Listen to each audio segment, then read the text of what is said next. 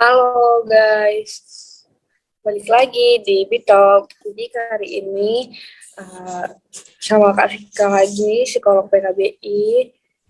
Kak Vika mungkin lebih ini Kak, takut kan nanti ada yang lupa atau ada yang baru nonton. Boleh dikenalin dulu dirinya Kak. Halo. Udah dapat belum Beb sapaan buat yang nonton Bitok? Oh iya, PR-nya lupa loh dikerjain. Ini PR lagi nih.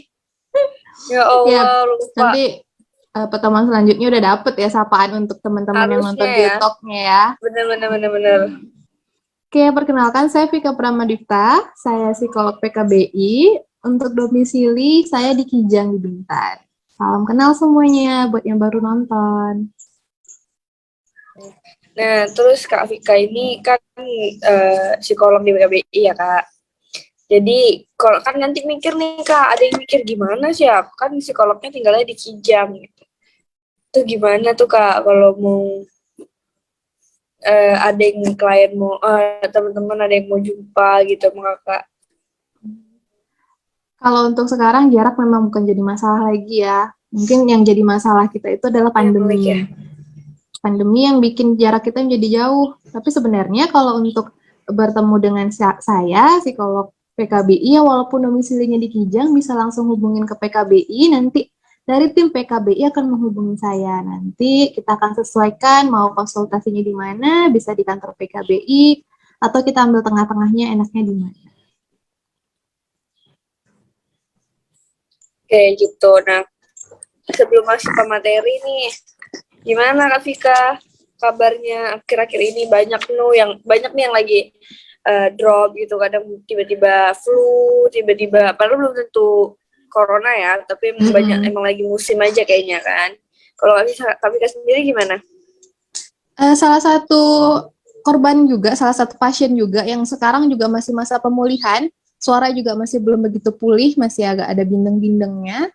Memang cuaca sih yang bikin kita jadi drop. Kadang tiba-tiba panas, terus tiba-tiba langsung hujan tanpa adanya aba-aba sebelumnya, itu yang bikin kita drop. Yang penting kita harus tetap jaga kesehatan, taat prokes, jangan lupa minum vitamin, banyak air putih juga. Ya benar, kemarin Baby juga sempat jadi ini ya, jadi ini juga keluar sempat ya kayak gitu, kayak demam, tapi udah swab kemarin negatif, alhamdulillahnya, cuma memang kayaknya lagi cuaca aja gitu. Nah, jadi kali ini kita bakal bahas grief ya Kak ya. Kita bahas Nah, grief ya. mungkin banyak juga temen-temen yang nggak tahu apa sih itu grief gitu, apa sih uh, ya apa sih itu, kadang kan banyak yang nggak tahu ya Kak, awal juga Bibi juga nggak tahu apa sih itu grief. Nah, mungkin Kak Vika boleh jelasin dulu dikit nih, grief itu apa sih? Oke, thank you baby. Oke, nah di masa kita pandemi sekarang, banyak diantaranya dari kita yang kehilangan orang-orang terdekat kita. Bahkan tanpa kita duga-duga, tanpa ada sakit sebelumnya. Yang namanya kita kehilangan, tentu kita tidak pernah punya persiapan ya baby ya. Jadi grief itu adalah situasi di mana uh, seseorang mengalami kehilangan seseorang yang lekat, sosok lekat dengan dia, bisa orang tua, pasangan, secara tiba-tiba. Jadi reaksinya itu adalah fasenya dinamakan dengan fase grief. Gitu. Jadi grief itu tuh kedukaan gitu ya kayak. Iya. Nah, mungkin kalau untuk grief sendiri tuh ada bedanya nggak sih Kak? Maksudnya kan kayak ya ada jenisnya nggak sih kalau grief sendiri? Oke, kalau grief sendiri itu kita bagi dari 5 fase. Tapi dari tiap-tiap fase ini tidak harus berurutan. Jadi yang fase itu ada fase penyangkalan, denial. Denial itu misalnya kita tiba-tiba kayak menolak. Misalnya ya orang tua kita atau pasangan kita tuh meninggal gara-gara COVID. Kita tuh kayak menolak gitu. Enggak lah, dia tuh nggak meninggal karena COVID loh. Dia tuh meninggal hanya karena memang dia udah punya sakit bawaan. Terus kemudian ada namanya fase marah. Fase marah itu kadang kan kalau misalnya pasien COVID kan tidak boleh dimakamkan dan tidak boleh disemayamkan di rumah, harus dengan protokol kesehatan ini pemakamannya kan. Nah, itu kita ada fase marah di situ. Terus ada juga namanya fase bernegosiasi. Kita jadi kayak berpikir dari dalam diri kita, oke, ya memang dia ini COVID, tapi sebenarnya nggak COVID loh, tapi kayaknya COVID. Jadi kayak ada bernegosiasi di dalam diri kita, kemudian ada fase depresi juga, fase kita nggak mau makan, fase kita nggak mau ngerjain apa-apa, fase kita kayak bawaannya tuh lemes, sulit tidur, sulit fokus, fase depresi itu, terus ada pada akhirnya itu kita ada di fase penerimaan. Jadi it's okay, orang yang udah emang pergi itu emang sudah ditetapkan emang harusnya pergi seperti itu. Tapi setiap orang fasenya itu akan berbeda-beda. Misalnya ada yang fase penyangkalan aja, ada yang fase marah aja, dan fasenya itu setiap orang juga tidak berurutan. Tambah lagi, di grief ini ada dua, Beb. Ada namanya grief akut, ada namanya grief kompleks. Kalau fase grief akut itu, dia mengalami gejala yang tadi, marah, depresi, penyangkalan, itu akan sembuh seiring berjalannya waktu. Nah, tapi kalau grief kompleks ini, ketika kurun waktu lebih dari 6 bulan, dia juga tidak kunjung lebih baik, itu masuknya bisa nanti ke PTSD, post traumat post traumat stress disorder gitu. Jadi harus ada pengobatan lebih lanjut lagi agar dia itu rilis dengan traumanya, karena kehilangan itu membuat dia jadi terluka yang sangat dalam. Oh, kayak gitu ya Kak. Nah, kalau untuk grief ini tuh, maksudnya gini, yang grief itu tuh cuma soal kehilangan yang berhubungan sama kematian doang, atau ada banyak jenis contoh lain? Pada umumnya grief itu bersangkut paut dengan kematian, jadi kehilangan yang memang tidak bisa balik lagi. Tapi nggak jarang juga misalnya kita kehilangan orang yang kita sayang, misalnya putus sama pasangan. Putus pasangan juga ada fase-fase griefnya, misalnya diputusin, nggak terima, kan itu penyangkalan tuh, nggak terima kalau diputusin, terus fase marah, fase ngerasa yang salah itu dia loh, bukan aku loh, gitu. Ada fase-fase seperti itu juga ketika kita berhubungan dengan pasangan. Oh gitu ya Kak. Jadi emang cenderungnya tuh tentang kehilangan yang kematian ya, karena nggak akan balik lagi kan emang. Tapi nggak jarang juga yang cuma putus kayak gitu. Nah, gimana sebenarnya, ada nggak sih Kak tips and trick gitu, gimana cara kita menghadapi kedukaan ini? Kadang kan orang suka larut ya dalam grief gitu kan, kayak wah lama banget gitu. Nah, ada nggak tips and tricknya untuk kita menghadapi kedukaan ini sendiri? Yang pertama jangan menyangkal. Tips and trick itu pertama kita jangan nyangkal. Oke. Kadang kan seseorang itu suka menyangkal kalau misalnya dia lagi sedih. Dan orang sekitar suka menguatkan kita dengan cara yang toxic positivity bisa dibilang. Seperti, nggak apa-apa lah, kamu sabar ya, kuat ya. Nggak semua orang dengan situasi yang seketika itu bisa langsung kuat, bisa langsung sabar, bisa langsung nggak nangis. Itu nggak semua orang bisa seperti itu. Kita memang benar-benar harus menikmati dulu rasa sakitnya, rasa sedihnya. Kalau memang sedih harus nangis, oke, silahkan nangis. Tapi kalau misalnya memang harus marah, silahkan marah. Tapi kita harus tahu batasan mana, sampai sejauh mana kita harus menyesali atau meratapi kepergian orang yang kita sayang tersebut. Bisa jadi kan kalau kita di Islam ada yang namanya 3 hari, 7 hari, 40 hari. Mungkin sampai batas 40 hari itu masih batas yang wajar, tapi lebih dari 40 hari, sesekali bolehlah kita menangis hanya karena teringat, is okay. Tapi kalau misalnya meratapi setiap hari, nah kita harus cross check lagi nih, apa yang sebenarnya terjadi di diri kita. Kita ngerasa bersalahkah, atau memang ngerasa kehilangan, atau ngerasa semasa hidup orang yang tersayang kita ini kita belum berhasil memberikan apa-apa. Gitu. Nah, kalau Kak Vika sendiri pernah nggak Kak berhadapan sama orang yang lagi ngalamin grief ini? Pernah, barusan kemarin. Jadi sahabat kakak sendiri kehilangan ayahnya secara tiba-tiba. Jadi memang nggak sakit, ayahnya nggak punya riwayat sakit, terus tiba-tiba suatu malam ayahnya sesak nafas, terus dilarikan ke rumah sakit, kemudian meninggal dunia. Itu emang dia sangat amat terpukul, cuman di situ kakak dan teman-teman yang lain menyadarkan dia kalau oke, kalau memang kamu sedih, tapi mau sampai kapan kamu sedihnya, itu dikasih batasan. Karena kita kayak sebelumnya juga ada juga salah satu rekan PKBI kita yang kehilangan kan, Iya, juga benar. mengalami fase grief juga. Iya, Terus benar. sempat juga konsultasi sama kakak atau maupun Kak Nurul juga kan, cara bagaimana sih dia biar bisa nerima, karena belakangan ini seringannya dia itu merepress, jadi menahan perasaan yang dia miliki. Jadi untuk agar tidak terlihat di depan anak-anaknya, jadi dia tetap Iya. tersenyum, tetap tertawa, padahal di dalam hati dia belum puas nih dengan griefnya dia tadi. Tuh.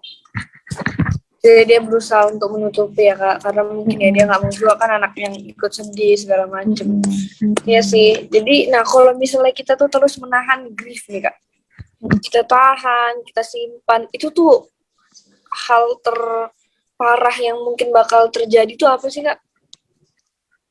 Contoh paling dekatnya ya depresi. Depresi, eh, kita kesulitan konsentrasi, tidak punya harapan hidup, jatuhnya selera makan berkurang, atau aktivitas kita jadi berantakan, jadi sulit tidur, bahkan paling fatal sekalipun ada keinginannya untuk bunuh diri. Oh, kayak gitu. Nah, apa yang hal-hal positif yang mungkin kayak misalnya baby ngelakuin ketika teman baby lagi ada yang berduka? Temenin aja. Kalau misalnya ada teman kita yang memang berduka, kita temani, jangan ajak dia untuk menyangkal perasaan dia. Jangan kayak, ya sabar ya, ikhlas ya. Ya dia pasti sebenarnya di dalam diri dia tahu dia harus sabar, dia harus ikhlas. Tapi itu semua tidak mudah dikatakan untuk orang yang benar-benar sedang mengalami grief. Itu hanya jadi kayak, apa sih? Aku lagi sedih kok malah disuruh sabar. Aku tuh lagi sedih loh, aku lagi pengen nangis loh. Kok malah kamu suruh sabar? Aku tahu aku sabar. Ada fase yang kayak gitu. Itu namanya fase fase marah kayak gitu. Jadi kita kalau jadi temennya, kita udah kalau memang ya kita rangkul, kita peluk. Kalau memang dia mau nangis, biarkan dia nangis di pelukan kita, di sandaran kita. Tuh. Ada buat dia sesekali menghibur. Jangan sampai dia ngerasa dia itu nggak punya siapa-siapa lagi, dia kesepian. Dan sampai ngerasa sendirian gitu ya Kak? Mm-mm. Oke. Nah, Karena ketika orang mengalami fase grief, otomatis pikirannya itu kemana-mana nih. Pikirannya udah mulai terkontaminasi dengan hal-hal negatif kayak gitu. Jadi kayak sering ngerasa bersalah, ngerasa nggak berdaya, ngerasa nggak berguna, misalnya kayak gitu. Atau apalagi karena yang pergi ini orang yang benar-benar sangat lekat dengan dia, seorang tuanya, ayahnya, ibunya. gitu. Nah, kalau untuk kasus yang Kak Vika pernah alami nih, kayak misalnya dia tiba-tiba depresi atau yang lainnya lah ya, selain depresi, tapi ternyata penyebabnya itu dari rasa grief dia itu. Pernah nggak Kak? Karena jadinya ke PTSD jatuhnya, bukan ke grief lagi. Diagnosanya itu adalah post trauma stress disorder. Karena udah trauma yang dia jadi sampai kehilangan itu, dia sampai kayak trauma, jadi kayak muncul dia obsesi sama orang tuanya, jadi terlalu posesif sama orang tuanya, jadi tidak mau membiarkan orang tuanya itu di rumah sendirian. Kadang ada yang berapa menit sekali harus ngecek orang tuanya itu masih bernafas atau tidak. Ada sampai segitunya. Oh, dan itu tuh jangka panjang atau gimana Kak? Kalau udah lebih dari 6 bulan, masuknya udah PTSD, udah nggak grief lagi. Dan bahaya dong berarti Kak? Iya, jadi kan dia jadi tidak bisa beraktivitas secara normal kan. Ada pikiran-pikiran yang khawatir, jadi paranoid gitu. Wah, serem juga ya Kak, soalnya baby tuh nggak tahu sih, baby pernah jumpa orang yang kayak gitu. Maksudnya yang kayak dia takut, dia jadi posesif sama orang tuanya. Kayak dikit dia nggak ngasih orang tuanya keluar, apalagi sekarang corona kan Kak. Dia nggak kasih, ya mungkin bagus ya emang orang tua nggak keluar rumah, tapi itu bener-bener yang kayak parah gitu. Terus kayak jadi yang kakak bilang tadi, jadi dia nggak biarin kalau orang tuanya itu sendirian di rumah. Kalau misalnya terpaksa lah harus sendirian pun, dia tuh bakal yang kayak tiap saat tuh nelpon gitu-gitu. Cuma kan ya kita nggak bisa diagnosis orang ya Kak. Iya, benar. Dan emang sebelumnya tuh dia kehilangan kakaknya. Nah, pasti Kayak ada. gitu. suatu respon terjadi pasti ada stimulusnya di belakangnya kan. Iya benar sih. Serem juga sih berarti. Nah, kakak tuh kakak sendiri pernah kayak ikut penelitian tentang grief ini? Kalau penelitian tentang grief secara langsung kakak belum pernah. Tapi kalau untuk nangani klien yang memang mengalami fase grief udah sering. Dan jangka waktu sembuhnya itu lama banget atau cepet kak? Tiap-tiap orang itu punya prognosis yang beda-beda. Prognosis itu apa ya? Bisa dibilang jaminan kesembuhan lah, karena ditentukan oleh kepribadiannya dia gimana, tingkat kognitifnya dia gimana. Jadi untuk kasus psikologi tiap-tiap orang itu jaminan kesembuhannya tiap orang beda-beda, tergantung IQ-nya berapa nih. Misalnya kalau IQ-nya di atas rata-rata, dia akan kecenderungan lebih cepat memahami situasi lebih lebih cepat nih. Tapi kalau misalnya IQ-nya di bawah rata-rata, dia akan jauh lebih lama karena proses kita untuk memberikan pemahaman dengan dia kan akan lebih panjang. Oh gitu. Jadi emang ya kita nggak bisa nentuin ya kak. Semua orang sama ya pasti beda-beda. Kakak paling banyak tuh berapa nanganin kasus tentang grief selama setahun ini? Kalau selama setahun ini yang online itu ada 3 kasus. Nah kan kita ini rata-rata itu kehilangan karena orang tuanya, kehilangan orang tua karena COVID. Oh gitu. Jadi emang lumayan juga ya kak.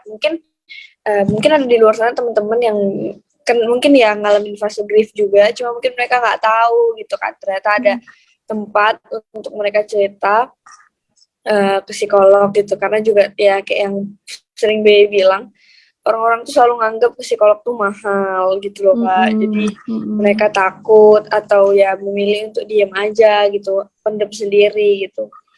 Sebenarnya mendem sendiri tuh bakal nimbulin bahaya yang parah nggak sih kak? Iya, jadinya efek gunung es. Jadi di luar terlihat baik-baik aja, tapi di bawah itu numpuk dan suatu ketika akan bisa meledak. Jadinya misalnya ini jadi sharing ya. Jadi kakak itu pernah magang di RSJ. Jadi di RSJ itu kan RSJ-nya di Magelang di Jawa Tengah. Budaya di Jawa Tengah ini kan orang itu tidak boleh menceritakan aibnya ke orang lain, masalahnya ke orang lain.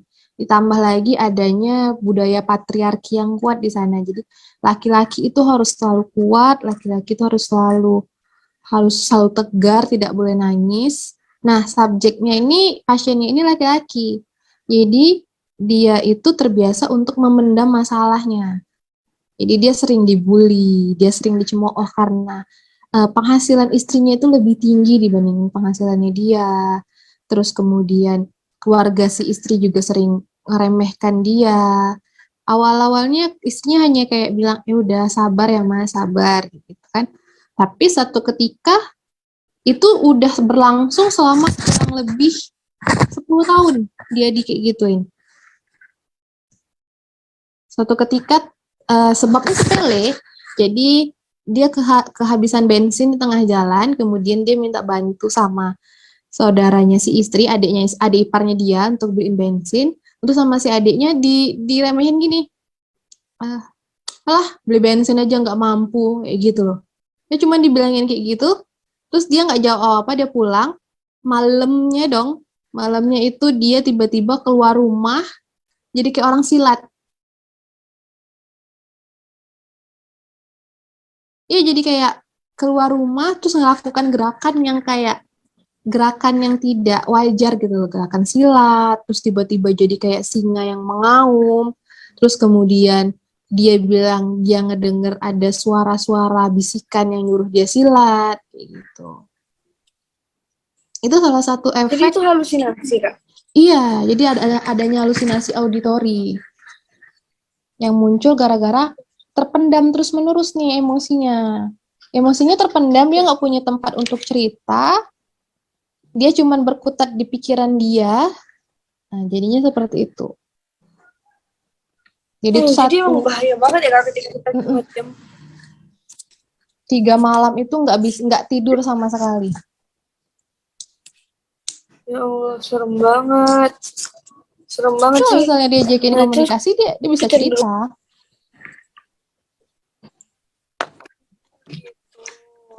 Nah, kecenderungan yang sering dilakukan oleh orang yang mati kedukaan ini apa? Ini ada pertanyaan dari teman-teman. Kecenderungannya ini paling pertama yang menyangkal, marah, itu yang jadi kayak orang itu bisa mengalami fase menyangkal, fase marah itu berkali-kali. Tapi sulit bagi orang untuk mencapai fase acceptance itu tadi. Jadi misalnya udah marah, udah nyangkal, terus marah. Kemudian nanti ada lagi fase negosiasi nih, coba berdamai. Iya ya, ini kan karena ini. Kalau nggak karena ini nggak bakalan kayak gini. Terus nanti ada lagi pikiran, enggak lah, nggak kayak gitu ceritanya. Jadi 3 fase itu tadi, penyangkalan, marah, dan bernegosiasi itu atau bergaining itu tuh akan terus menerus. Tapi untuk mencapai fase fase acceptance itu butuh waktu, butuh benar-benar kayak dia sampai bilang, it's okay kalau memang orang tua aku udah pergi, aku yang hidup harus tetap melanjutkan hidup aku. Ya, kayak gitu sampai dia benar-benar dia yang menemukan sendiri acceptance itu, penerimaan itu. Nah, Bibi sedikit sharing dulu nih Kak. Kemarin Bibi itu sempat terdiagnosis COVID. Nah, tapi Bibi tuh ngerasa sehat walafiat gitu loh Kak.